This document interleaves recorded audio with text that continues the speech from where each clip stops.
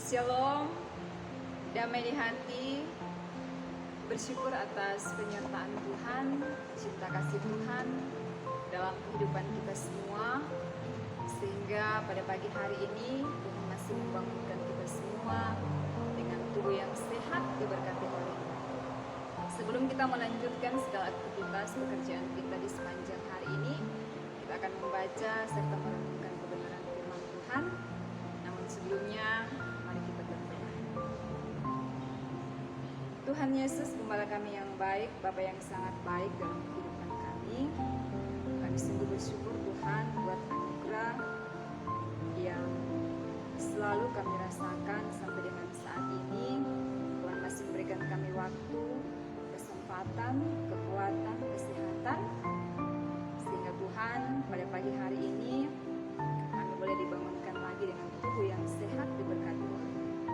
Pada kesempatan ini Tuhan, kami akan membaca serta merenungkan kebenaran firman-Mu.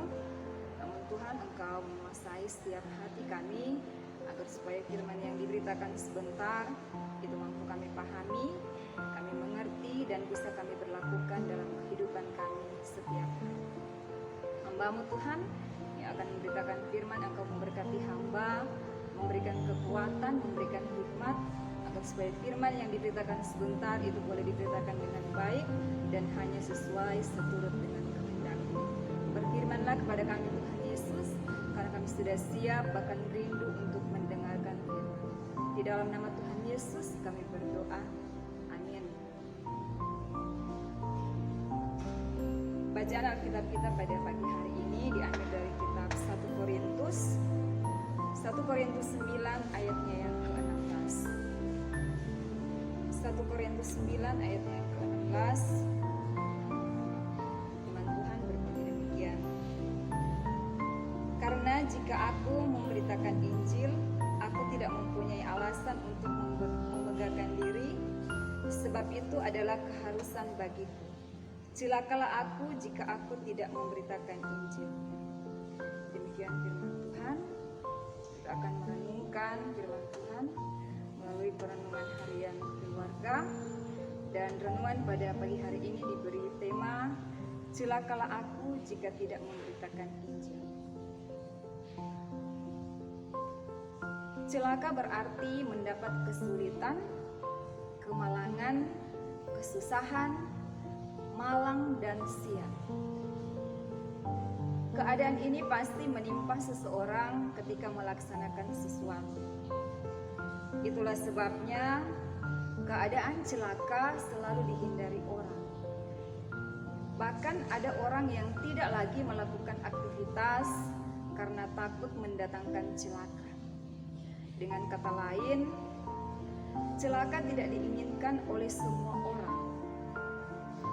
Keadaan celaka banyak penyebabnya dan bisa terjadi di mana saja, kapan saja, dan bisa terjadi kepada siapa saja. Celaka bisa terjadi ketika kita melakukan hal yang baik, apalagi ketika kita melakukan hal yang buruk. Semua tindakan kita dapat mengakibatkan celaka, apalagi bertindak tidak hati-hati. Dalam pelayanan gereja, celaka pun bisa terjadi.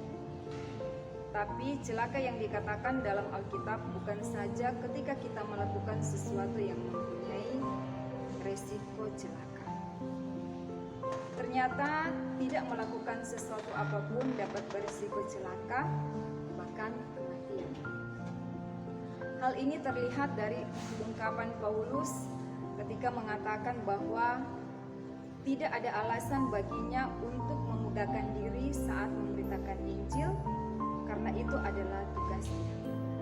Oleh sebab itu, Paulus menegaskan bahwa kalau dia tidak melaksanakan tugas pekabaran Injil, ia akan celaka.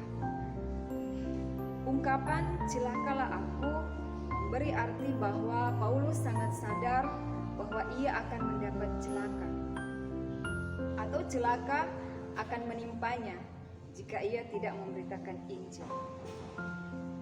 Injil baginya adalah berita yang sangat berharga dan ia terpanggil untuk memberitakan Injil. Bagi Paulus, Injil adalah kekuatan Allah yang menyelamatkan. Oleh sebab itu, Injil harus diberitakan dimanapun, kapanpun, bagaimanapun, dan kepada siapapun.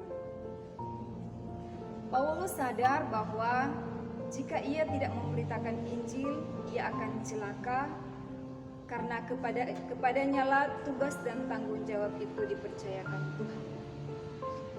Bapak Ibu Saudaraku yang diberkati oleh Tuhan kita Yesus Kristus, sebagai keluarga Kristen, kita adalah orang-orang yang telah diselamatkan Allah dalam Yesus Kristus. Kita telah diselamatkan melalui Injil yang telah diberitakan oleh gereja Tuhan. Dengan Injil yang telah tertabur oleh pertolongan Roh Kudus, kita mengetahui dan mengimani bahwa keselamatan hanya ada pada Yesus Kristus. Oleh sebab itu, sebagai keluarga yang telah diselamatkan, kita tidak boleh berdiam diri saja. Kita harus memberitakan Injil karena kita telah diselamatkan Allah dan Yesus telah mengutus kita untuk memberitakan Injil bagi dunia. Biarlah kita menghayati ungkapan Paulus bahwa celakalah kita jika kita tidak memberitakan Injil. Mari kita mulai memberitakan Injil dari dalam keluarga kita, melalui ibadah-ibadah keluarga, dan memberitakan Injil kepada orang lain dimanapun kita pergi dan berada, termasuk melalui perilaku hidup sehari-hari, supaya orang dapat melihat keselamatan yang Tuhan karuniakan bagi dunia melalui Injilnya, melalui Injilnya. Tuhan Yesus memberkati kita sekalian. Amin. Mari kita berdoa. Tuhan Yesus, Kepala Gereja, Engkau telah menyelamatkan kami dan telah mempercayakan kami untuk memberitakan Injil-Mu bagi dunia. Tolonglah kami supaya dimampukan untuk menjadi pemberita Injil-Mu dimanapun, kapanpun, bagaimanapun, dan kepada siapapun, terutama dalam keluarga kami yang Engkau kasihi dan berkati. Terpujilah Engkau ya Yesus, Juru Selamat kami. Amin. Demikianlah firman Tuhan pada pagi hari ini. Shalom, damai di hati.